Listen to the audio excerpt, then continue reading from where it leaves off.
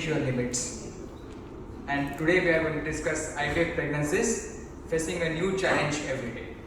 I bring greetings from Omega Hospital, Nagpur, along with my directors, Dr. Manisha, Dr. Parul Savji, Dr. Ashish Hararia, Dr. Kalpana Jetha, and Dr. Rucha Thakare. I am also thankful to our team, Dr. Shishir Sonkusre, Dr. Hemangi Abhenkar, Supriya Parsotkar, Neeraj Prasad, and newly joined Dr. Mansi Ambare. She is consultant and also a fellow student at our center. She is our first fellow student for obstetric anesthesia, so I welcome her also. And I am especially thankful to Dr. Gauri Arora, Dr. Dilip Pasnik, Team ISA for giving us this wonderful opportunity. And I welcome faculties to Nagpur and I welcome delegates on this pleasant sunny morning. So why ART pregnancies are different from other pregnancies? First is the age. Many of them they are around 40. Multiple pregnancies is so common, it is around 40 to 50%. And the problem is when we put the embryos, we tend to put 2 embryos because we get good success rate. क्या करें, control ही नहीं होता. That is our problem, and that's why twins are very common in IVF. Abortions, ectopic pregnancies, preterm labor, placenta previa, and PPH is also very common. And diabetes and hypertension, comorbidities are also very common. See how a cause of infertility can become a problem in pregnancies. PCO itself can lead to diabetes, can lead to hypertension. It is known to cause preterm deliveries, and OHS is a very dreadful complication of IVF is associated with PCOS. So many complications are there, and that is why IVF pregnancies are different. 40% of the patients have twins, and 35% of the patients they abort. So in the first trimester, we have to face this problem of abortion. Not only that, the babies delivered have many problems. Congenital anomalies are very common in the babies, and preterm deliveries are also very common, and that adds to the financial and the mental burden. I know one patient, he was so disappointed and so frustrated. He said, I spent 2 lakh rupees for IVF, but I have to spend 7 lakh rupees for my NICU bill. So that is how the babies are born preterm, and that is the problem which people never think about these problems, but they are the problems which you have to face, and this is the reality. As I told you, placenta previa, it is so common, 2 to 3 times more common in IVF pregnancies because of many reasons. There are bad obstetric history patients with multiple abortions, stillbirths, hysterectomy is done, and therefore the placenta tends to get adherent, and therefore placenta accreta and increta is also very common in IVF pregnancies. Stillbirths, imagine a patient of IVF, after the patient becomes full term, there is sudden IUD, and then the problem, facing this problem is so difficult for us, breaking the pattern is so difficult for us. So IUDs are also very common in IVF pregnancies, and twin related problems. Like, see what happens, many times there is something called as vanishing twins. Patient come with twins and then they are happy. Initially we show them 2 cardiac activities, and after some time there is vanishing twins, and then after, in the next visit we tell them that there is only 1 pregnancy. So they are disappointed. Then twins are associated with other problems like hyperemesis and twin to twin transfusion syndrome. Sometimes Bhagwan deta hai to chhappar phaad ke deta hai, and triplets are also quite common in IVF. And of course heterotopic pregnancy, something which is is seen quite commonly these days because of the IVF pregnancies. Heterotopic pregnancies are also very common. And we do fetal reduction quite often because, again, as I told you, kya kare, control hi nahi hota. Sometimes we put 3 embryos to get good success rate, and then reduction is also very common. I do it at 9 weeks of pregnancy because I find it more convenient putting a ovum pickup needle and putting KCL in the heart of the baby. We do the reduction, and this is done under short sheet. So changing trend, 40 is new 30, 140/90 BP considered as normal. HbA1c 7, good control, and pregnancy at 50, yes, it is possible. Somebody has said, I don't hate school, I just hate the teachers, the homework, the exams, and waking up in the morning. I say, I don't hate obstetrics, but I just hate night calls, dhakal, fetal distress, and PPH. So Alia Bogasi Asave Sadar. I would like to have this disclaimer that all the characters in this talk are fictitious, and any resemblance is a pure coincidence. Kundli Yoga, which I am going to discuss, is just to add humor, and we do not intend to disrespect Jyotisha Shastra. So the impact of IVF is so bad that we have started studying Kundli of the patients. We see the horoscope and we match the Guru, Rahu, Ketu of our patient with ourselves, and then we accept the patients. So because we are sitting on the volcano, and this volcano may disrupt at any time, and that is the problem. So we have to be very careful while dealing with the IVF patients, and day in and day out we have to face so many challenges associated with IVF pregnancies. So we'll start with the clinical vignettes. The first clinical vignette is the story of Lina Pise. Lina Pise is a young girl and she is a classical lean and thin PCO patient. She is having very high AMH level up to 30. That means she is a case of overt PCO. And these lean PCOs are very commonly, they land up in OHSS. It is said that lean PCOs are more commonly associated with OHSS. So we decided to study her horoscope. Her horoscope shows late conception, narrow escape in the starting, but all is well that ends well. So pregnancy was ultimately, it was eventful, but ultimately all is well that ends well. So we planned IVF, we did our ovum pickup, and we got many oocytes, 22 oocytes. But then that was the time when we had no good freezing technique, and therefore we used to transfer the pregnancy in the same city. So we transferred these embryos, and then something which happened which should not have happened. And I must tell you that still many people face this challenge because OHSS is quite common even today. But for us it is now a OHSS free clinic. We do not nowadays encounter OHSS because we are now going for freeze all policy. We freeze the embryos and then transfer after 2 months. But OHSS is still very common. So जिस चीज़ का डर था वही हुआ. Patient was alright for 10 days after embryo transfer. Then she came with dyspnea, distension of abdomen, USG showing moderate signs of OHSS, and beta LCG was positive 5 unit. अंगात दम असणं चांगलं, पण तो सारखा लागणं हे वाईट असतं. And that is exactly what happened with this Lina Pise. Now this is one condition where we have early onset OHSS and late onset OHSS. Early onset OHSS is because of the HCG which we give, which is called as trigger, and late onset is because of the pregnancy. So this is only one situation where when the patient comes early to us with dyspnea and OHSS, we pray to God, Bhagwan इसको pregnancy मत रहने दे, because if she lands up in pregnancy, then this OHSS shoots up, and then there is no control, and that is the problem. There is a mild, moderate, severe, and critical OHSS, and even moderate OHSS we admit such patients for observation, and critical OHSS is where the patient goes ultimately into multi-organ failure. It is the VEGF which is the cause of this OHSS, and it is a very typical condition of too much fluid outside, too little fluid inside. And एक बार बंदूक की गोली छूटी तो फिर हमारे हाथ में कुछ नहीं रहता. It is out of control, and from when the mild OHSS goes into severe, we just don't know. That is the problem with OHSS. So how do we manage the patients? Of course we manage with admission, and sometimes we call them, and when we are talking to them, if we find that they are dyspneic, then we realize that she is probably landing into OHSS. Then we keep proper monitoring. We admit the patients even with mild OHSS. We keep the BP record, abdominal girth, and then we do PCV. And this hematocrit gives us idea about the OHSS. Sometimes, if there is no response, and if the patient is having tachypnea, we may have to drain the ascites. This is a very rare situation, but we have to do that. And very rarely, and this has happened with one of my patients, we have to abort the patients because the OHSS was just not responding. So तू ही बनाए तू ही बिगाड़े. That is the problem with IVF pregnancies. हमने ही उसको बनाया, हमने उसको बिगाड़ा. So ultimately, few days after this, by the grace of God, Lina's guru बदल तो, and OHSS goes on. Dyspnea becomes less. Now she is 9 weeks pregnancy, cardiac activity seen with twins. People say that IVF consultants give too many drugs. Again, the problem is we don't want to take any risk. So we have to give folic acid, we have to give doxylamide for vomiting, we have to give progesterone for the support, which is given in the form of vaginal progesterone. Now, oral progesterone is also becoming popular.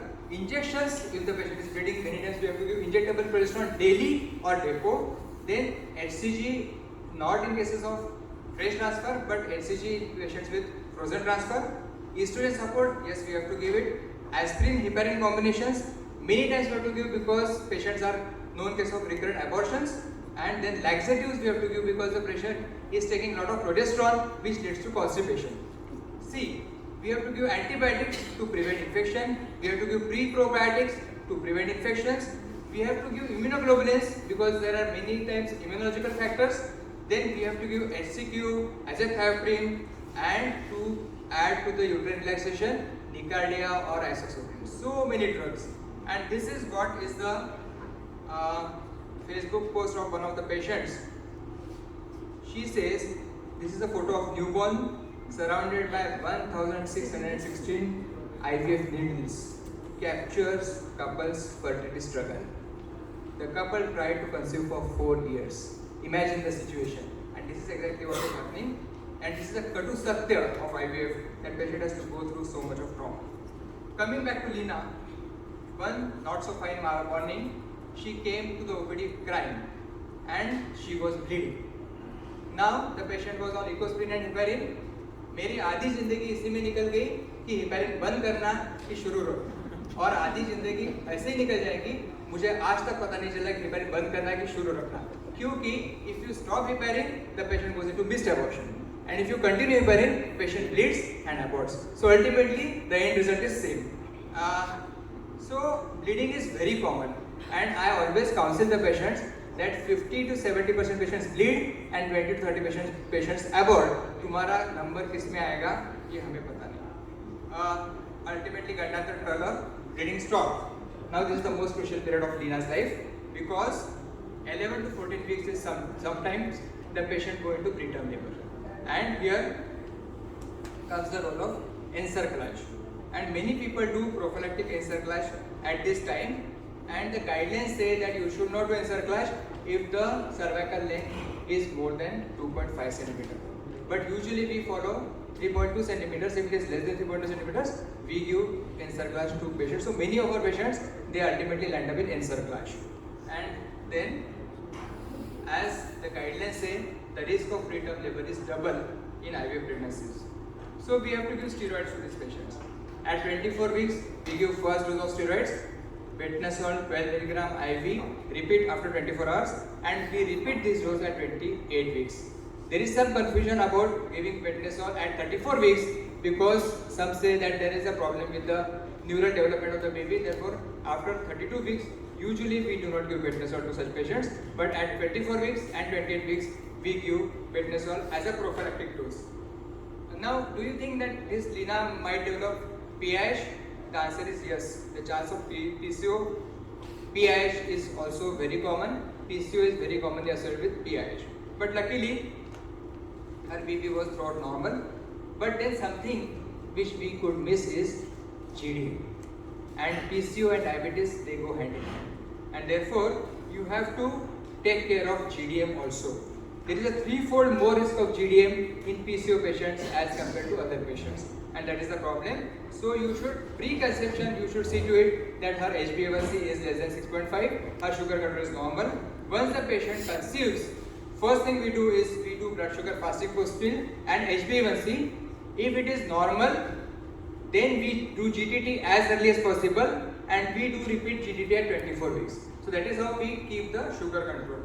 There is something called as DIPSI, which is a Cheshire test, and this test is, I think, not good for IVF patients. It is good for low resuscitating patients where the patients do not do GTT properly. So DIPSI is a test where sugar is given and single sugar test is done after giving 75 grams of sugar, but this is not good for IVF patients. And then treatment depends upon the sugar level, but metformin is a drug which is very commonly given in diabetes with PCO, because metformin works well in diabetes as well as PCO because there is hyperinsulinemia in PCOS. As I told you, PCO and preterm is also very common, and lean and thin PCO are more commonly landing up in preterm labor. Therefore, Lina is a case of lean PCO. Therefore, you have to be careful in case of Lina. And here, at 28 weeks, Lina started getting pains. And when she started getting pains, it was one finger loose cervix. So she was in early labor. We wanted to stop her labor pains. Here, there is a role of course, isoxsuprine. But isoxsuprine is known to cause pulmonary edema, and therefore nowadays it is not a preferred drug.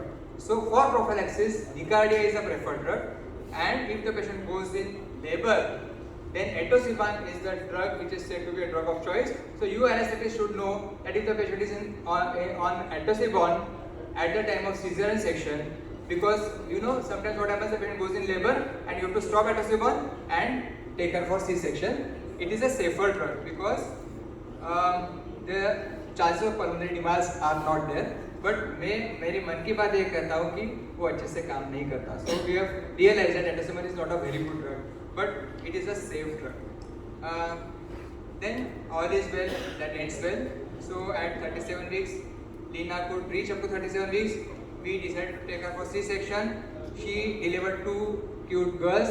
I suggested her names Sita or Gita because we belong to that generation, Sita Gita. But Lina decided to, and she has twin daughters, Ishika and Sia. So this is the happy end of the story. Now a case of Nirusha. Nirusha is a 39-year-old lady. This is her second marriage. She is married since 9 years. Her AMH is very low and she wants to go for IVF with self-oocytes, and that is what is happening nowadays. Everybody wants self-oocytes. They come very late. At the age of 40 also they want their own oocytes, and we have to respect their sentiments. And we decided to put 3 embryos. Why 3 embryos? Because age 39 years, married since 9 years, second marriage, first history of MTP from the first marriage. That was the problem. So horoscope of this Nirusha. Nirusha is having late pregnancy with good result, stormy beginning but uneventful later on. So we did her beta HCG, it came positive, it was 780. So we were very happy, and after 5 weeks, we called her after 2 weeks and we saw that there was a twin pregnancy with 2 sacs, and you are delighted, you are so happy to see, you are excited to see 2 twin pregnancy, you forget to see the adnexia. So, and what happens if you have done the pickup? Then during pickup the ovaries are bulky, there is free fluid, and there is a very high chance that you may miss ectopic pregnancy. But then after 2 days, Nirusha came with severe pain in abdomen. There was tachycardia and pallor, and then we did her ultrasound, and with ultrasound we found that she was having heterotopic pregnancy. And I have in my 20 years of IVF career seen 2 heterotopic pregnancies and managed both the heterotopic pregnancies very nicely. So the incidence is not very high, but then the incidence of ectopic pregnancy is very high in IVF pregnancies because we put 2 or 3 embryos, and one of the embryo there is a tendency to go into the tubes, especially when the cavity is small, and then ultimately patient goes and lands up in ectopic pregnancy. So we manage this patient laparoscopically, and even in patients with shock, with hemorrhage, we usually try to manage with laparoscope because the patient's compliance is good and morbidity is less. But then sometimes we may have to do open surgery, but usually we go for ectopic pregnancy, we go for laparoscopy. And what is important is you should have high index of suspicion. आणि USG मध्ये pregnancy पाहून अत्यानंद व्हायला नको. You should see for the adnexia also. That is a take-home message.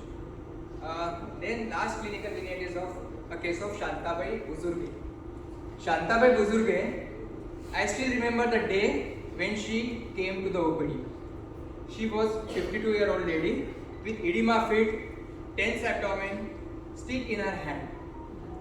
And the flash diagnosis, I said this is a case of malignant ovarian tumor. That is what I thought. Then she was accompanying with her sister, and when I asked her, she told me that her husband is suffering from prostate cancer, so he could not come. And finally I realized that she is a case of IVF done at some other center. We don't do IVF at 50 years of patient. अब शांताबाई का भविष्य 21 साल पहले, जब वो 21 साल की थी, तब उसको किसी ने बताया था कि मेनोपॉज के बाद तेरे को प्रेगनेंसी रहेगी. उस वक्त किसी को आईवीएफ के बारे में मालूम नहीं था, लेकिन हमने किसी ने उसका आईवीएफ किया with ER means embryo recipient, embryo not husband sperm, not oocytes, not cell oocytes, ER was done at only 5 minutes. And Kundli Yoga, elderly mother, health problems of partner and threat to life. When she came at 28 weeks, she was suffering from hypertension, probably PIH, and her BP was 140/100. So when I asked her why did you go for IVF at this age, her answer was क्यों डरे कि जिंदगी में क्या होगा, हर वक्त क्यों सोचे कि बुरा ही होगा, बढ़ते रहे बस मंजिल की ओर, हमें कुछ मिले या ना मिले तजुर्बा तो नया। So that is what Shantavel's approach towards life, and I have seen many such patients, husband having malignancies, still they go for IVF. At age of 50 they want IVF. So that is there. This is the approach, and this is what patients think. They are so desperate to have child, so they do that very often. And then we realize that PIH is very common, especially in donor cycles. When OD we do with donor oocytes, the PIH is very common. That is what the literature says. And then when we go into flashback, you will realize that there are many risk factors for PIH. And AICUG has now added two things. One is age more than 40, and second is IVF pregnancies as a risk factor for PIH. So IVF pregnancy is a risk factor for PIH. And jate I'll talk about fetal neuroprotection, something which we have started doing of late very often. When the patient comes to us less than 32 weeks of pregnancy, if the patient is in imminent preterm labor, or if we are planning preterm deliveries, what we do is we give Maxelf 4 gram IV bolus followed by 1 gram per hour maintenance dose, not less than 4 hours and not more than 24 hours. So that is how we give. So many patients, even if they are not having PIH, they are on Maxelf, because we try to give fetal neuroprotection with the help of Maxelf. So Maxelf for fetal neuroprotection is something which we try. So managing the Shanta show was a balancing act, and the question is how old is too old? ART bill says 50 years. We usually do not go beyond 45 years. So last month we delivered 141 patients. Out of this, 134 were live pregnancies, live deliveries, live babies, 24 twins, 7 patients having IUDs, preterm labor or anomalies, and around 31 IVF pregnancies. So that is the statistics. और मैं यही कहूँगा, जिंदगी हर कदम एक नई जंग है, जिंदगी हर कदम एक नई जंग है, जीत जाएंगे हम, तुम अगर संग है। Thank you, wonderful audience, and we will continue to share knowledge, and we'll continue to have CMAs year after year. Thank you very much. Thank you.